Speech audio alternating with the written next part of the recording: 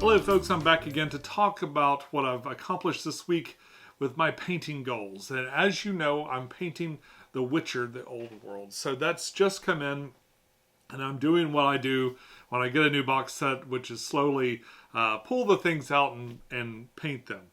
I like achievements. Achievements are the kind of things that kind of keep you motivated when you go to paint a whole box set. And for me, small things that kind of make things click in my mind and make me feel like I've accomplished something, especially at the beginning of what is going to be a fairly large painting project, is to find a way to kind of subdivide that project into different things. So I usually start with the player characters. So all the different things that you can be, all the people tend to take a little bit longer to paint than monsters and creatures and stuff like that. So I usually start with them. So I started with the Witchers because that's the game, is the Witcher. They will see the most play, so they're the most important part. And the next thing I chose, and what I worked on this week, was the mages in Ciri. I don't know all the lore for The Witcher. I'm slowly kind of picking it up as I go along, but as I understand it, I guess Ciri is sort of part Witcher, part mage, or she walks the line or something like that. So she's included with all of this. Now, for a couple of these characters, I painted the entire session, but I'm not very good at that yet.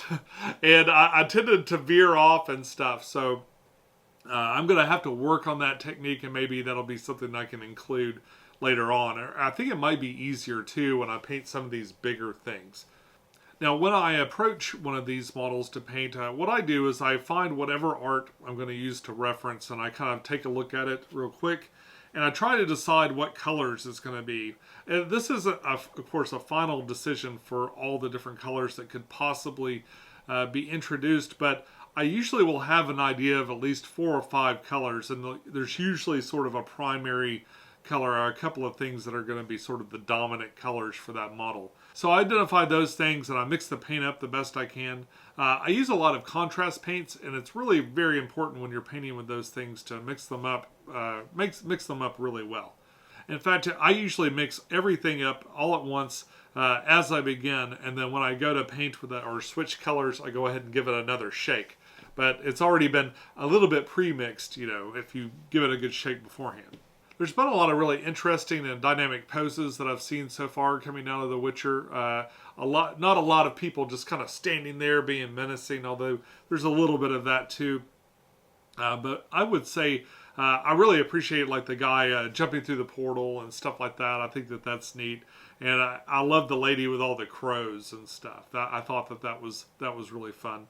There are a lot of really interesting models yet to come, and I think there's a lot of interesting ideas behind this. It's very thematic, and it's really easy to kind of get into the groove of painting these things and get excited about the next part that you want to paint.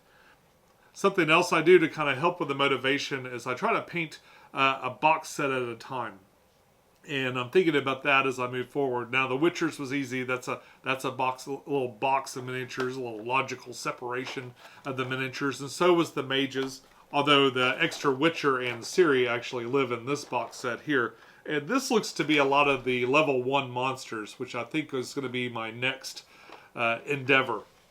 Taking a quick glance through here, and I'm not seeing a lot of duplicates, and a lot of these aren't like your traditional, just like completely naked, beastly monsters. A lot of them are sort of wraiths and other kinds of creatures with clothing and stuff. So this might take me a while to go through this box set, but I'm going to start on this next week.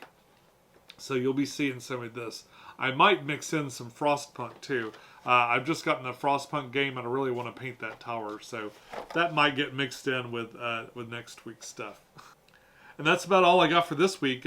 Just a quick video to kind of give you an update on what I've got going on. Let me know if there's something more you'd like to see in these videos, or something maybe you're excited about me painting next. I'd love to push something to the front of the line if somebody really wants to see it bad. But until next time, enjoy your games, and I'll see you soon. Bye-bye.